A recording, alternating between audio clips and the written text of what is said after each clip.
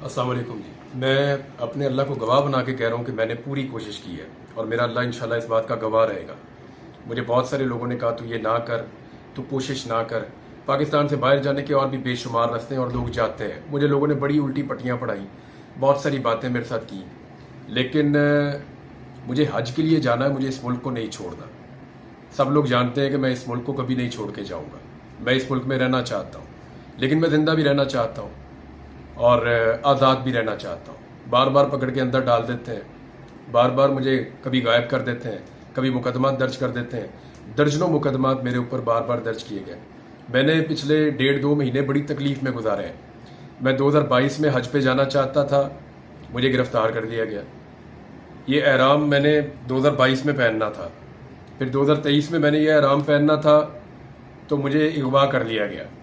और मैं जहाँ पे था उन लोगों को मैंने टकरे मार मार के कहा कि मैंने हज पे जाना है।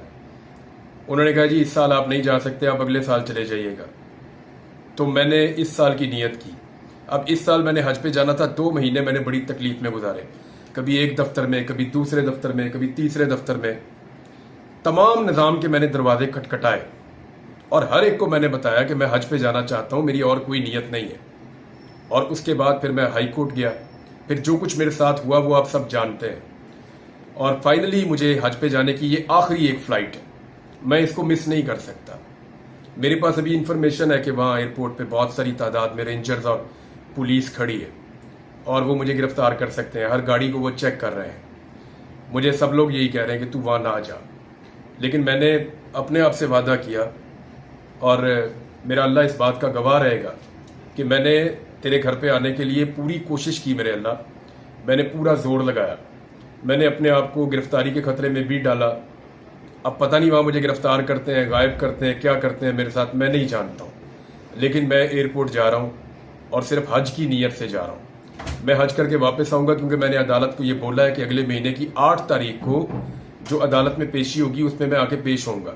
मैंने आज तक किसी अदालत की कोई एक पेशी भी मिस नहीं की, कानून की आज तक एक भी खिलाफ वर्जी नहीं की। जिस डिपार्टमेंट ने, जिस दफ्तर ने जब मुझे बुलाया मैं वहां पे गया। मैंने कभी भी किसी चीज की खिलाफ वर्जी नहीं की। पाकिस्तान के आइन और कानून के मुताबिक सब कुछ किया और अब भी कानून और आइन के मुताबिक अपने हक को इस्तेमाल करते हुए हज पे जाना चाहता हूँ।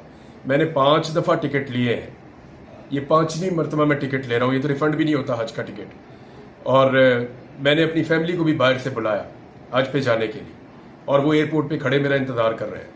तो मैं जा रहा हूँ जी हज के लिए। आप सबसे दरख्वास्त है कि अगर ये वीडियो आप तब देखेंगे जब मुझे नहीं जाने देंगे या मुझे पकड़ लेंगे या मुझे रोक देंगे, तो आप खुद फैसला कर लें कि इस मुल्क में क्या निज़ाम चल रहा है।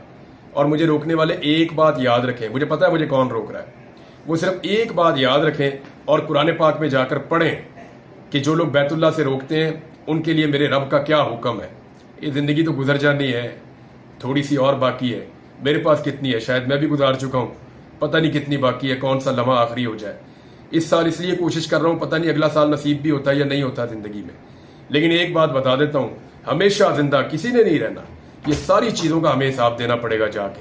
तो मैं अपने अल्लाह को गवाह बना के मैंने जो वादा किया था मैं पूरा कर रहा हूँ और मेरा अल्लाह इंशाल्लाह गवाह रहेगा कि या अल्लाह मैं हज के लिए जा रहा हूँ, तेरी इबादत के लिए जा रहा हूँ, मेरी मदद कर।